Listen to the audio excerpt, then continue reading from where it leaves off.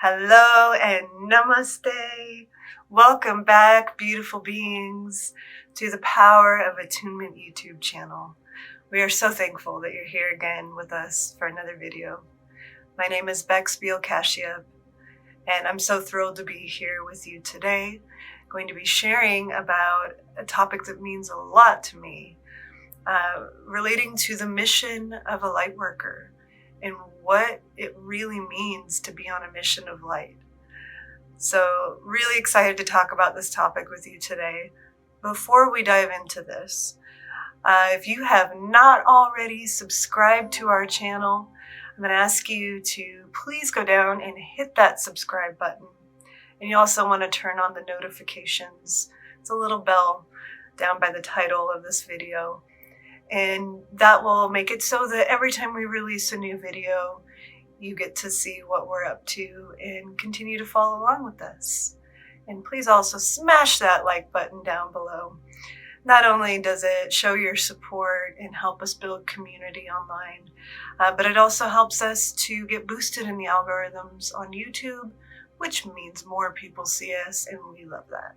So thank you so much for being a part of this journey with us. And now let's dive into our topic. So what does it mean to be a light worker here on planet Earth? Right now, the year is 2024. What does it even mean? We hear this term all the time. Light worker, energy worker, star seed. There's many different ways to say a being who is on a mission of light. But what does it really mean to us? I know I can speak for myself and say, I am definitely here on planet Earth on a mission, and a huge part of that mission is to bring light. And if you're watching this video, there's a pretty good chance that you, my friend, are also on a mission of light. So let's just think about this first before I have some tips and some ways to stay on mission. But let's talk about our shared mission first. So one of the beautiful things to me around being a light worker on this planet is the fact that I am not alone. I am not here solo dolo on this planet responsible for bringing all of the light. And it's like, it's all on me kind of situation. It's just not that way. We have this beautiful spiritual community full of light workers stationed all over this planet, like this incredible network. So to remind ourselves that we are part of the unity consciousness here on this planet. I know as a light worker, there have been many times where I have felt overwhelmed by the amount of work to do. And when I can step back and take a nice deep breath, and feel the essence of the other beings that are here on this planet holding it down, I feel so much less alone and so much more connected to this incredible spiritual community that we have all over this planet. So we are here, and we are many, and we are holding it down together. When there is darkness, when there are planetary shifts happening here, we are together as one body of people, helping to usher in the vibrations of this new earth that is in the process of being born.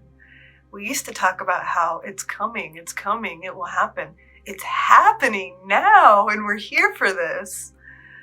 So what happens if you're having a tough time on this journey of light and you start to forget who you are and what you're doing? And you start to forget in some way what your mission really is. Our mission is simple. We're here and we're holding down the vibration of light at all times. We're serving as vessels for the divine to flow through us. We are here as agents of change.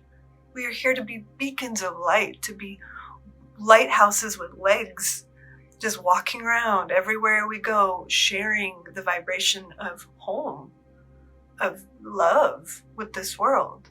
what happens when we forget that? If you've ever come across a light worker going through what is sometimes referred to as a dark night of the soul, at times the energy can be kind of destructive, right? Like, we're here to bring change. So we have this incredible ability to like expand our energy into a space. And we're supposed to be using that for good. But there are times that we get out of balance and it can go the other direction. And we're now like polluting a space. Instead of being a walking lighthouse, we're being like the opposite of that. And that's not what we want to be doing together, right?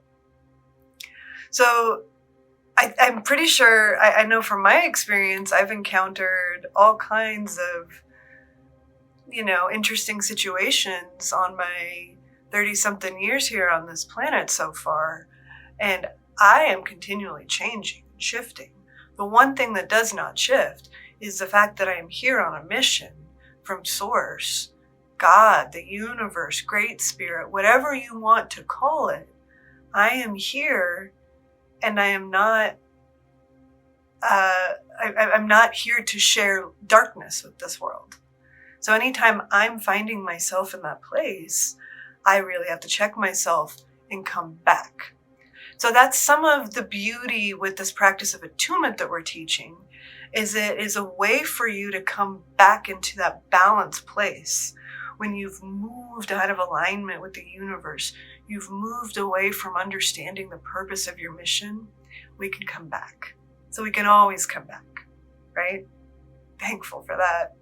So I have created a little list of 8 points that are just little tips that could help a light worker who is needing a reminder of how to stay on their path.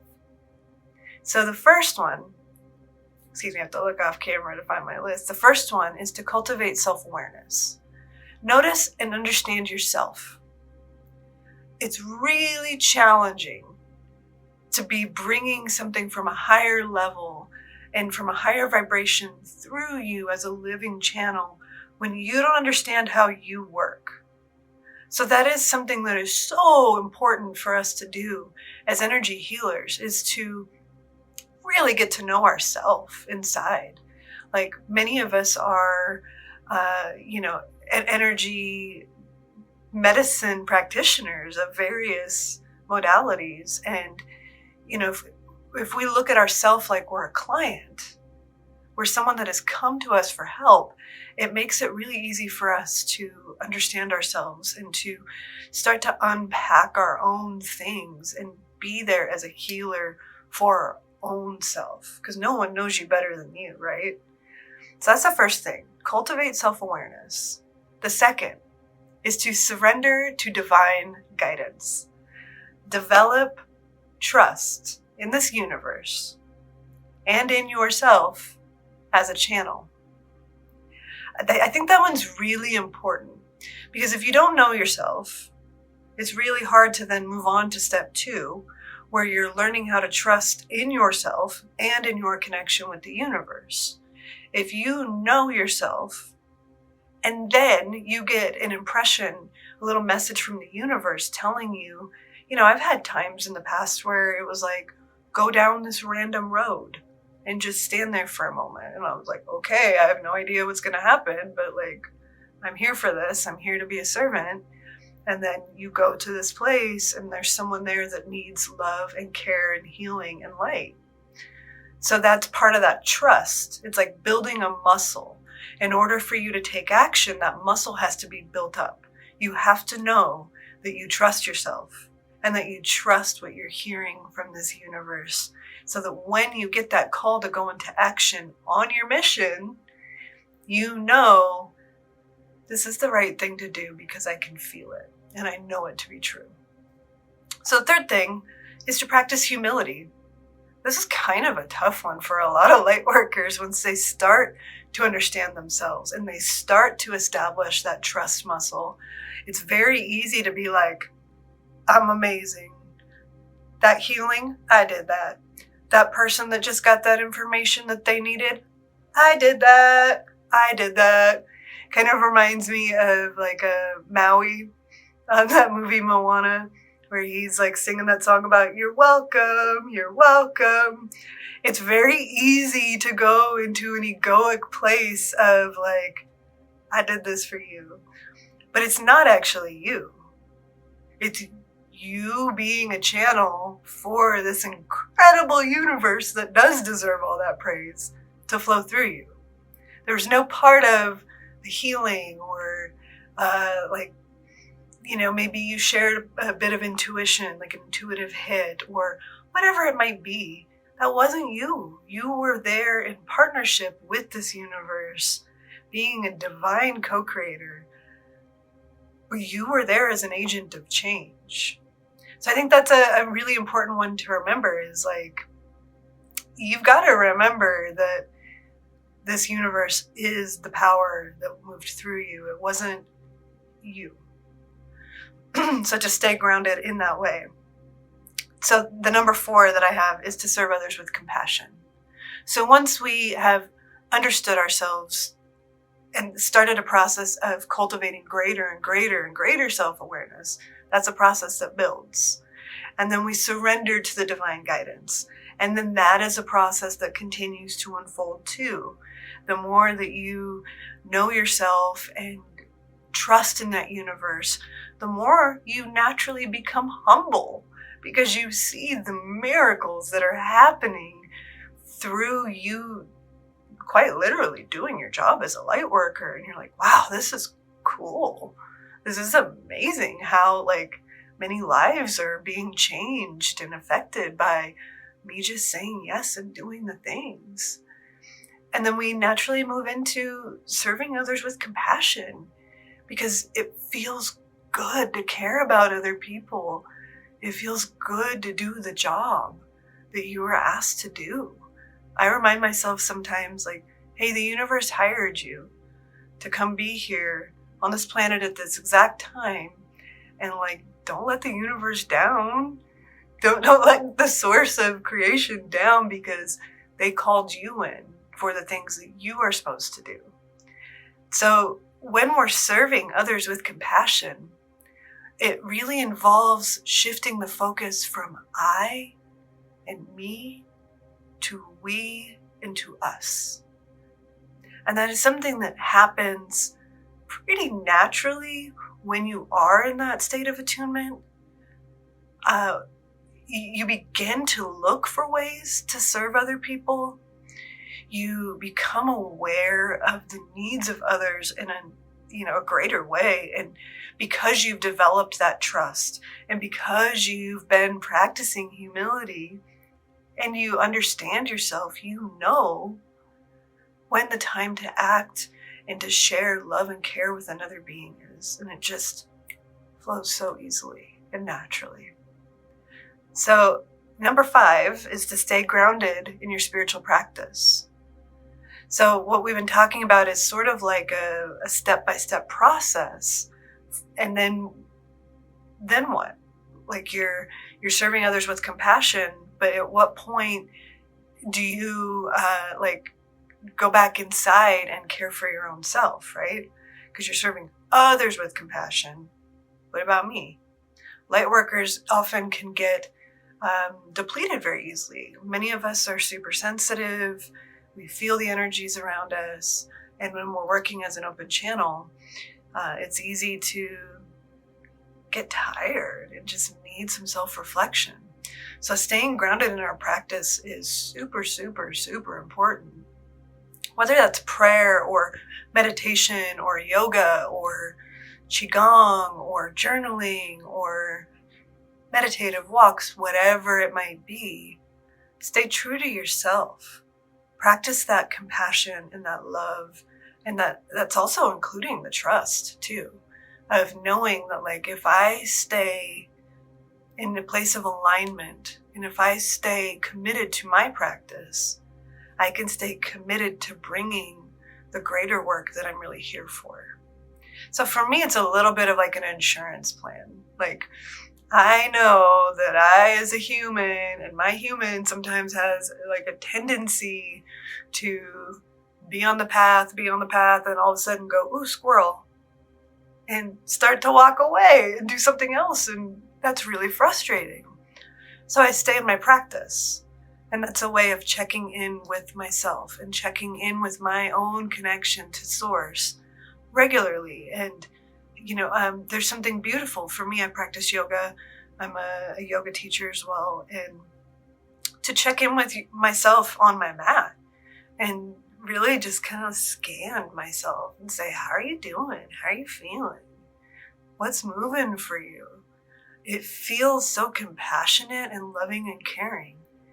And as light workers, we really want to be doing that for ourselves. We want to be there as the number one, check-in person for our own selves. So number 6 is to seek guidance and support. At the very beginning of this video, we started talking about the unity consciousness and the fact that we are not actually alone on this planet. We are surrounded by other beings who are here on a mission of light, and we're all in this together. Like, talk about networking, but on a planetary scale. And we don't always have to talk to each other. We can feel each other. So there's that. But then there's also the very real truth that there are individuals who are currently incarnated in bodies all around us who have wisdom and life experience, and they care about each other. And we want to seek out the people that encourage us on our journey. And that can come in many different forms. Like, in the East, they talk about gurus. They also talk about Waheguru, which is the guru inside. So there is that connection that you can find through a teacher, whether it be an outside teacher or a teacher inside. But the important point that I'm trying to make here is to really reach out. It can be somebody in the physical. It can be reaching out to the invisible. And it really should be an and both situation where you're like, help. You guys stationed me on this awesome planet that needs all this work all the time, totally in the middle of this rehab project, and I have questions about this, this, and this. How do I navigate it? It would be foolish to not ask for guidance and support, right? At least to me. So we have elders, we have people here on this planet that have been sourcing light and bringing healing through for a long time. And we have guidance in the invisible. So this is our reminder to lean into that and reach out for help. Number 7 on this list is to embrace your shadow. So I like that it came after number 6 when I was, really thinking through this list. Like, when you go to embrace your shadow, it's really helpful to have that guidance and support that came in number 6 of having somebody there for you. If you're here as a medicine carrier on this planet, there will be times when you're on the journey that things change for you and you're feeling maybe lost, maybe in a dark night of the soul, maybe examining your beliefs. And to have someone there to talk to means a lot in those moments, right? We're able to process things in a different way, and we're able to shift gears when needed. So embracing your shadow is highly important for a medicine carrier, for you to look inside your own heart and look inside your own being and find out what areas need healing. It's not for us to always be output healing for others when we're not able to look inside and address our own areas that need assistance. So be willing to play with your shadow and not call it wrong. Like, there are times that I see aspects of my own personality or my shadow that come out, and it feels like when it comes out. And I think the natural response to seeing like kind of poor behavior from your own self, even if it just stays in your own mental zone or whatever, is to shame yourself. So when we're embracing our shadow, shame is not part of embrace. Like, part of the act of embracing, when I think about that, like, we really need to be willing to love ourselves through our transformations. And as a light worker, you will have transformation after transformation after transformation on this journey. And that is what I hope for you too, that you're always growing, always be growing. So to embrace yourself, to notice the areas where there's a wound and where you want to heal, and to be there for yourself will make such a difference in your experience as a light worker, as a healer on this planet. If you're walking around with a wound that's unaddressed, it's pretty hard to be of service at the level you would like to be for others. So the 8th thing on this list, and I love this one. Personally, this has kept me going for many years, and I don't know what I did before I found this practice of practicing gratitude. Just practice gratitude. You know, everything could be going wrong around you, and you could stop and say, I'm so thankful to be alive. If you can't think of anything, I'm so thankful to be here in this moment. I had such a great experience yesterday with my friend. I'm so thankful that I have a place to live. And pretty soon the dark clouds start to roll away and you're in this experience of giving thanks. And we hear this, we hear people talk about it. And I know, in the past I would hear it and kind of be like, practice gratitude. But there's something more to that than we think. Even if you were to hit pause on this video, or when you're done, list 3 things that you're thankful for and notice the shift in your energy. It's an incredible way to cultivate high vibrational energy around you. It's like patting your auric field with juicy energy. So this is the list that I have for you, you beautiful soul tribe light warriors on this planet. I'm just going to recap 1 through 8 again. Number 1, cultivate self-awareness. Number 2, surrender to divine guidance. Number 3, practice humility. Number 4, serve others with compassion. Number 5, stay grounded in your spiritual practice. Number 6, seek guidance and support. Number 7, embrace your shadow. And number 8, practice gratitude. Thanks for being with me today. I hope that these little tips helped you in some way. And if you felt inspired by anything that was shared in this video, please do leave a comment down below. And feel free to share it with somebody if you think that there might be something here that could help another.